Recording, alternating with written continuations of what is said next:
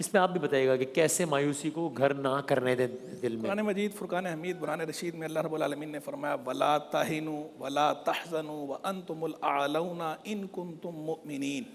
تم ہمت نہ ہارو اور غم نہ کرو، بے شک تم ہی غالب رہو گے اگر تم ایمان والے ہو. تو دیکھیں یہ دنیا ہے، میں نے پہلے بھی عرض کیا تھا کہ چونکہ دنیا ہے تو خیر اور شر پیرل چل رہے ہیں، تو کبھی ظاہری غلبہ ان کو بھی مل جاتا ہے، لیکن جو بالآخر غلبہ ہے، جو اینڈ رزلٹ ہے، وہ اہل ایمان کے حق میں ہی ہے. تو اہل ایمان کو جب اللہ نے خود یہ فرمایا کہ اللہ کا وعدہ ہے، اللہ کا وعدہ ہے، اللہ فرما رہا ہے کہ غم نہ کرو، ہمت نہ ہارو، تو ہمت نہیں ہارنی، غم بھی نہیں کرنا اس بات کا جب اللہ کہہ رہا. اور پھر آگے جو فرمایا نا ان کنتم مومنین، اگر تم ایمان والے ہو. تو بس ہم یہ دیکھ لیں کہ جو ایمان، کامل ایمان والوں کے اوصاف ہیں وہ ہمارے اندر پائے جا رہے ہیں، نہیں پائے جا رہے، تو ہم ایفرٹ کریں کامل ایمان والوں کے اوصاف اپنے اندر پیدا کریں، انفرادی سطح پر بھی اور اجتماعی سطح پر بھی. ہوتا یہ ہے کہ عام طور پر بات کی جائے تو ہر بندہ دوسرے پہ رکھ دیتا اور کہتا ہے کہ جناب وہ نہیں کر رہی ہے، ایسا ہو رہا ہے، یہ ایسا ہو رہا ہے، یہ ایسا ہو رہا ہے. افراد کے مجموعے سے معاشرہ بنتا ہے. تو ہم جب انفرادی سطح پر جو ہے وہ ٹھیک ہونا شروع ہوں گے، انفرادی سطح پر، تو ایک فرد کی اصلاح ہے، دوسرا فرد قطرہ قطرہ کر کے جو ہے وہ ہر فرد ہے، ہر فرد ہے ملت کے مقدر کا ستارہ. تو ایسا ہی ہے. تو ہر فرد کو انفرادی سطح پر جو ہم کر سکتے ہیں وہ تو ہمیں کرنا چاہیے نا. ہم دوسرے کے اوپر ڈال کے جو ہے وہ بس ہاتھ پہ ہاتھ دھرے بیٹھ جاتے ہیں اور بس یہ کہہ دیتے ہیں، یہ کہہ کے پلے جھاڑ لیتے ہیں کہ بھائی دوسرے کریں گے.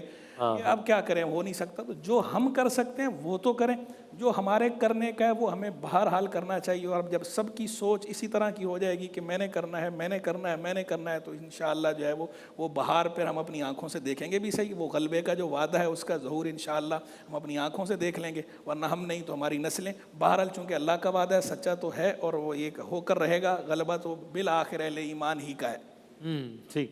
جس طرح ابھی وہ کامران صاحب کی میں ویڈیو دیکھ رہا تھا، اس میں وہی ان کی بات سے یاد آیا کہ وہ کہتے ہیں کہ یہ قدس کی آزادی ہے انشاءاللہ یہ ہونی ہے. میں اپنی زندگی میں شاید نہ دیکھ پاؤں، آپ دیکھیں گے اپنی زندگی میں. وہ بچیوں سے یہ بات کرتے ہوئے کہہ رہے تو انشاءاللہ اللہ خیر کے معاملات فرمائے انشاءاللہ. بڑھنے اگلے سوال کی جانب بڑھیں. دکھائیں جی. میرا علماء کرام سے سوال ہے کہ ہم جو ہیومن اسکیچز بناتے ہیں یا پورٹریٹس بناتے ہیں وہ اسلام میں کیسے انہیں بنانا؟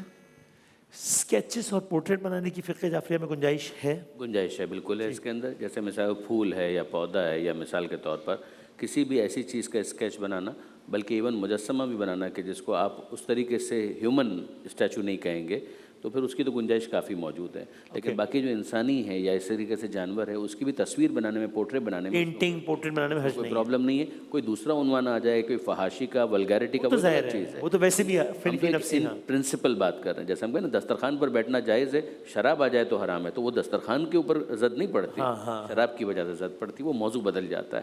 لیکن ان پرنسپل ہاتھوں سے اسکیچ کرنا، تصویر بنانا، خاکہ بنانا، اس میں کوئی ممانعت نہیں ہے. فوٹوگرافی کے اندر بھی کوئی ممانعت نہیں ہے. اور خاص طور پر جب یہ ایجوکیشن کے پرپس کے لیے ہو تو اس کی اہمیت اور بڑھ جاتی ہے. جیسے بہت سارے ہیں اسکول کے اندر جا رہے ہیں، کالج کے اندر جا رہے ہیں، اب ان کو ڈائجسٹو سسٹم سمجھانا ہے، یا مثال کے طور پر ان کو آرٹیریل سسٹم سمجھانا ہے، وینس سسٹم سمجھانا ہے، ریسپریٹری سسٹم سمجھانا ہے. تو یا اسی طریقے سے مثال کے طور پر پودوں کے حوالے سے ان کو روٹس کے بارے میں بتانا ہے، یا ان کا انٹرنل جو اسٹرکچر ہے اس کو بتانا ہے کہ اگر اس کو یوں کٹ کیا جائے تو یہ اس کے اندر تصویر آتی، کوئی پرابلم نہیں ہے، اس کے اندر بالکل جائز ہے.